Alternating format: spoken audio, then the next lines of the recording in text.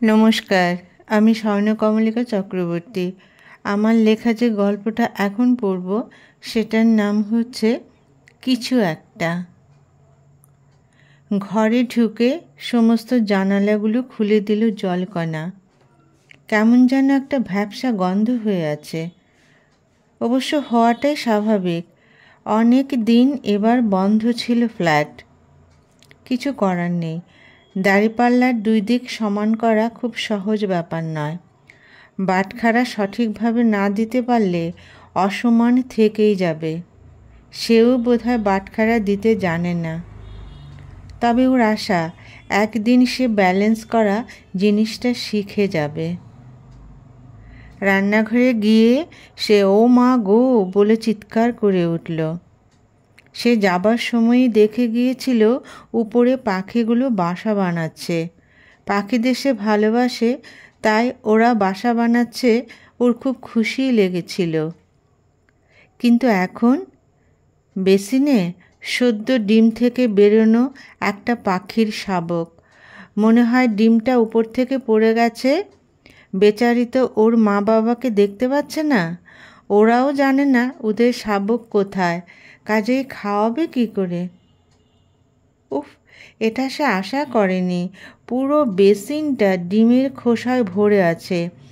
ঘর পরিষ্কার করবে সেটা ঠিক আছে, কিন্তু এখন কি করবে? ওর মা বাবা কই? একটা প্লেটে করে আস্তে আস্তে ডিম সহ বাচ্চাটাকে তুলে বাইরে বারান্দায় রাখলো জলকণা। যদি ওর মা বাবা ওকে দেখতে পায়। ওর এখন অন্য কাজ আছে। এমনিতেই আজ দেরি হয়ে গেছে, কারণ ওর ফ্লাইট সোজাসুজি আসেনি, ঘুরে এসেছে, তাই দ্বিগুণ সময় লেগেছে। তাই আজ একটু ক্লান্তও লাগছে, কিন্তু কিছু করার নেই। কর্মময় জীবন, কর্ম তো করতেই হবে। জলকণার আজ কিছুই ভালো লাগছে না, খেতে ইচ্ছে করছে না, কিন্তু খেতে হবে। অফিসে যেতে ইচ্ছে নেই, তবু যেতে হবে, কারণ ছুটি নেই। বাস্তব এমনই হয়, ইচ্ছে নেই কথাটার কোনো মানে নেই। থাকলে তো সে আজ সারা দিন না খেয়ে থাকতো এবং সারা দিন একা ফ্ল্যাটে মজা করত। এবার ওর হাসি পেল। একা একা কি মজা করা যায়? রাস্তায় একা একা হাঁটতে হাঁটতে হাসির কথা মনে হলেও হাসা যায় না, কারণ একা। রাস্তার লোক ভাববে ভদ্র বেশি পাগল, কারণ পাগল তো পোশাক আশাক ঠিক করে পরতে পারে না। সে তো আর পাগল নয়, তাই রাস্তায় একা হাসে না এবং বাড়িতে একা মজা করে না। ম্যাডাম, আজই জয়েন করলেন? অনেক দিন আপনাকে দেখিনি, ছুটি নিয়েছিলেন? কোথায় গিয়েছিলেন? হো হো করে হেসে উঠল জলকণা।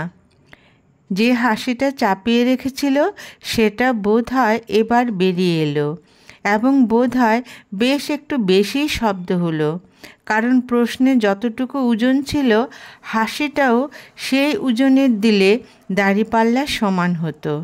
কিন্তু অসম ওজন হওয়াতে কথা থেকে উত্তর বেশি হয়ে নিচে নামলো দাঁড়িপাল্লা। প্রশ্নকর্তা থতমত খেয়ে গেল, বলল, আমি কি কিছু ভুল বলেছি? এইবার জলকণা বলল, কিছু মনে করবেন না, আমি আজ সকালে হাসতে চেয়েছিলাম, কিন্তু একা একা সেই সুযোগ পাইনি। আপনি সেটা করে দিলেন, তাই আপনাকে ধন্যবাদ। আমি সত্যি আমার মাকে দেখতে ছুটি নিয়েছিলাম, আজই কাজে এলাম। আপনারা ভালো আছেন তো? এইবার প্রশ্নকর্তাও হো হো করে হেসে বলল, অফিস করছি, সব কাজ যেহেতু করছি তাই ভালোই তো আছি। পরে কথা হবে, কেমন? জলকণা চেয়ারে গিয়ে বসল।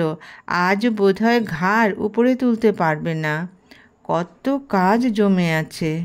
নিজের বোতলটা খুলে ঢকঢক করে বেশ খানিকটা জল খেল সে। আজকালকার ফ্যাশন, টেবিলে গ্লাসের জল ঢাকা থাকলেও কেউই সেই জল খায় না। বাড়ির বোতলের জলই সবাই খায়। সেও খেলো এবং চশমাটা চোখে লাগিয়ে ফাইলটা খুলল। আমার মেয়ে বড় হয়ে মস্ত বড় অফিসার হবে, ওকে এখন থেকে সেইভাবেই তৈরি করব।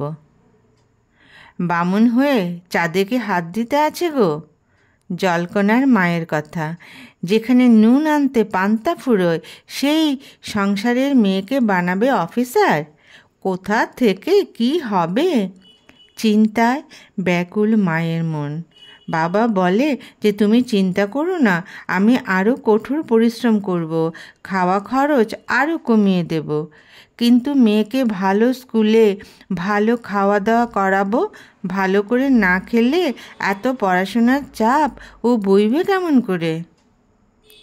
কর্তাগিন্নি মিলে হিসেব নিকেশ করে সংসার চালায়।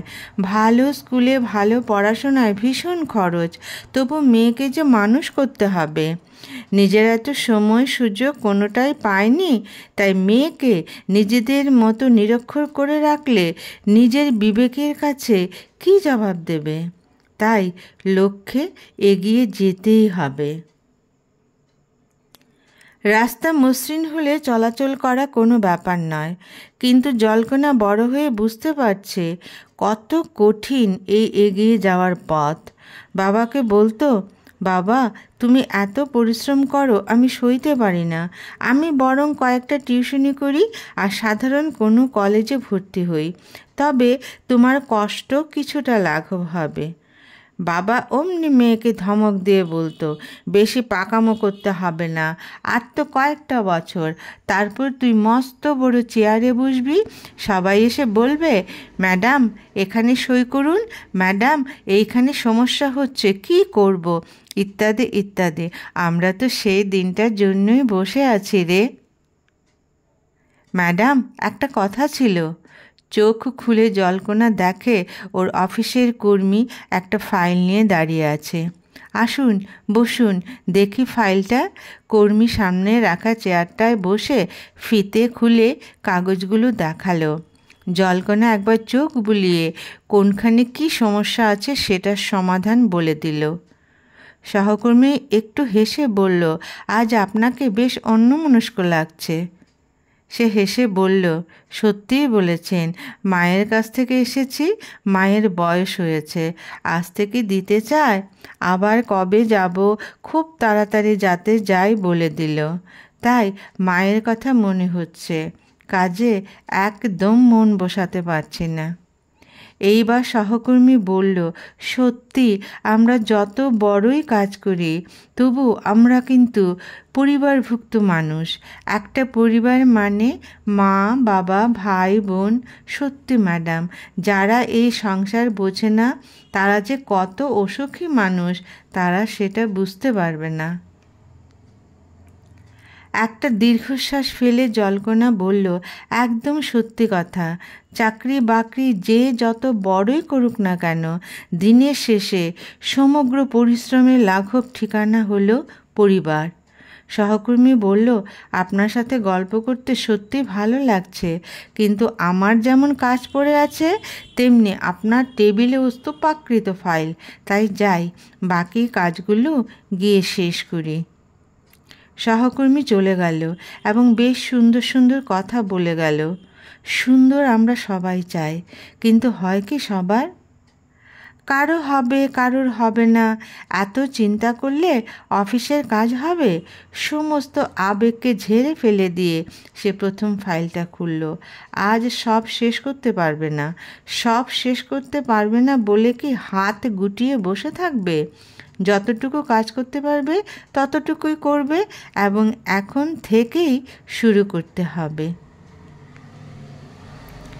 ক্লান্ত বিধ্বস্ত শরীরটাকে বিছানায় ফেলে দিতে ইচ্ছে করছে, কিন্তু খিদে পেয়েছে।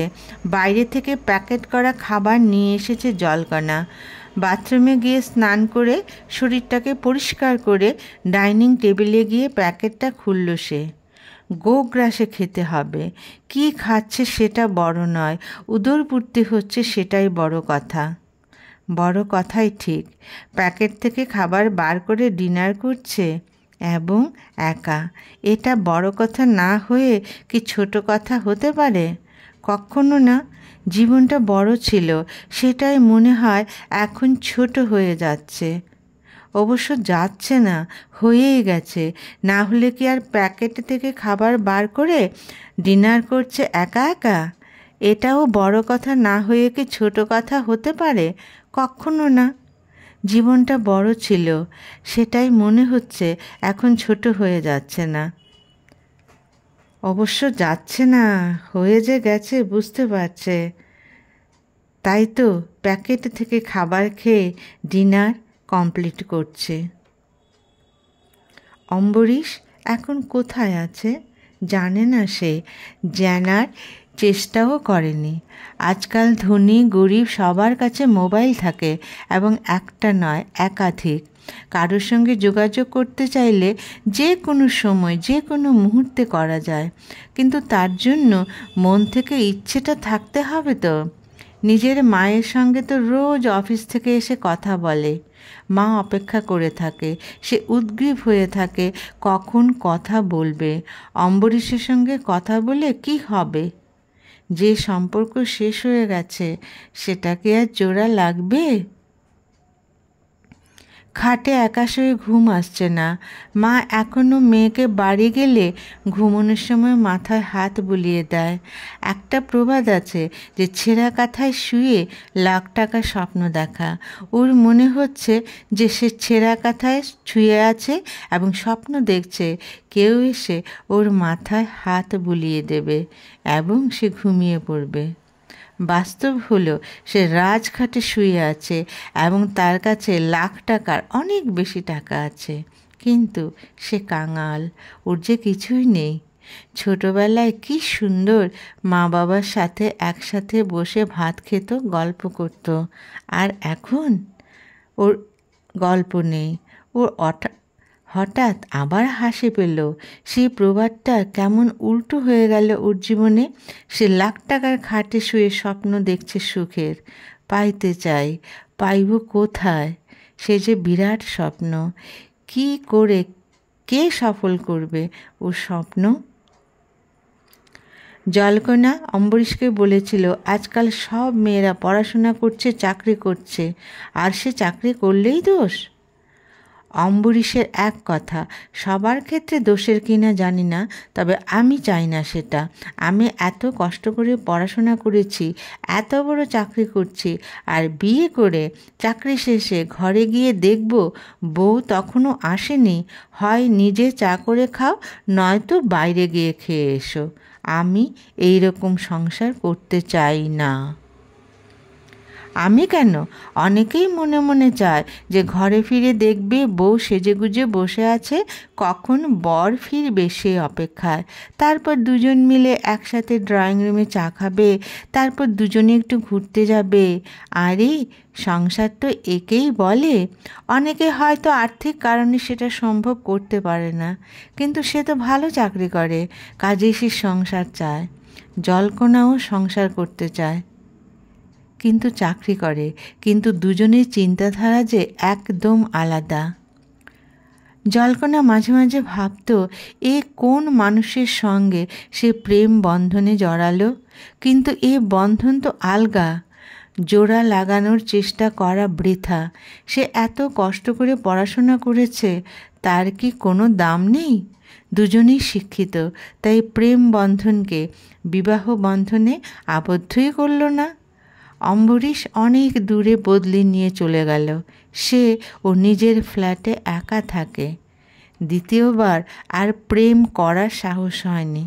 কি জানি যদি এই রকমই হয়, ঘরপোড়া গরু যে সিঁদুরে মেঘ দেখলে ভয় পাবেই। জলকণা একা। বিয়ে কিন্তু অম্বরীশ করেছে। মায়ের কাছে গেলে মায়ের এক কথা, কী রে কিছু একটা কর, কিন্তু সে কিছু একটা কি সেটা মা বলতে পারে না। কিন্তু মা সবসময় বলে আমরা দুজন মিলে কত কষ্ট করে মেয়েকে আগলে রেখে বড় করলাম, আর মেয়ে এখন একা থাকে, ওকে আগলে রাখার কেউ কি আসবে না? জলকণা জানে না কেউ কি আসবে কি না। সে একা বারান্দায় দাঁড়িয়ে আগামী দিনগুলোর কথা চিন্তা করে। কত চিন্তা, আর বাস্তব তো এক হতে চায় না। কি করে হবে? প্রেমে পড়ার বয়স তো এখন আর নেই। সে কি ভুল করলো দ্বিতীয়বার ঝাঁপ না দিয়ে? কিন্তু মনটা যে তখন একদম ভেঙে গিয়েছিল, তাই তো এখন এত বড় সিদ্ধান্ত নিতে ভয় পায়। তবে মনে হচ্ছে সে এখন থেকে আবার চেষ্টা শুরু করবে। চেষ্টা করতে তো বাধা নেই, যদি সাফল্য এসে যায়। নমস্কার।